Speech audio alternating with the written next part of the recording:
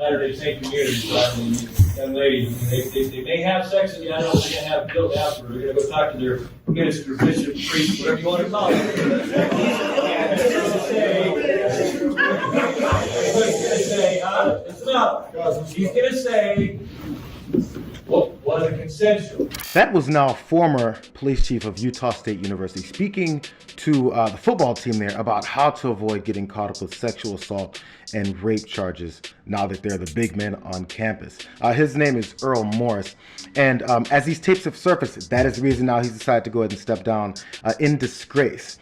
Now, if we think about this, this is the way these things tend to happen. This is one of those smoke-filled rooms that a lot of times we don't think exist, where the entire plan, the agenda is put right in front. Now, people in this room were probably some football coaches, as we could hear the football team, this police chief and maybe another police personnel discussing exactly how to skirt the responsibilities of having to actually deal with consent when it comes to having sex. Because you know, these Latter-day Saints women, you never know what they're gonna do. They will have sex with you, but then later they're gonna feel guilty about it and then go talk to their bishop or their minister or their priest or whoever it is, as the chuckles in the room went through.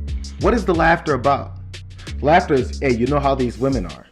And all the onus is put on women to make sure that whatever interaction is had with these folks, that it's actually done in the right way, or it's actually done with consent, or it's done safely, or it's done without there being regret at the end of it all. Why would there be regret? How about that? Why is there regret? Why would women be regretting having sex with these guys, but the guys not regret having sex with the women? Maybe it's part of the LDS thing that he's talking about. There's shame put on a woman wanting to enjoy sex. There's shame put on a woman wanting to get near a football player because he's a popular guy. He's a good-looking guy. He's in shape. There's attractive levels that happen with these things.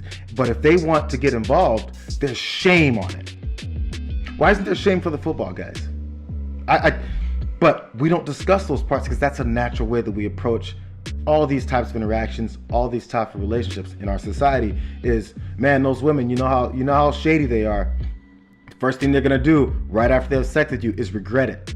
Now, Utah State University did have some statements about this situation with Earl Morris, now the former police chief there.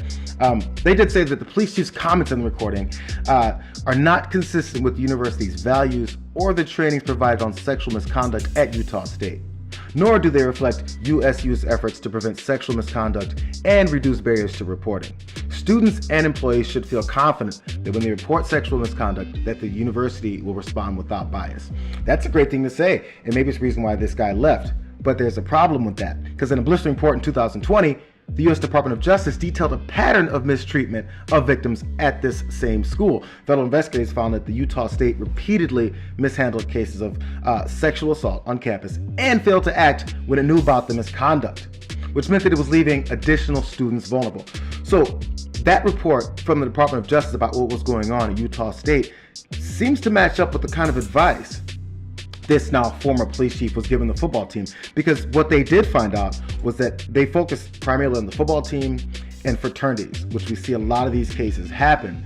And once they do happen, we never really imagined the cover-up would go just this far.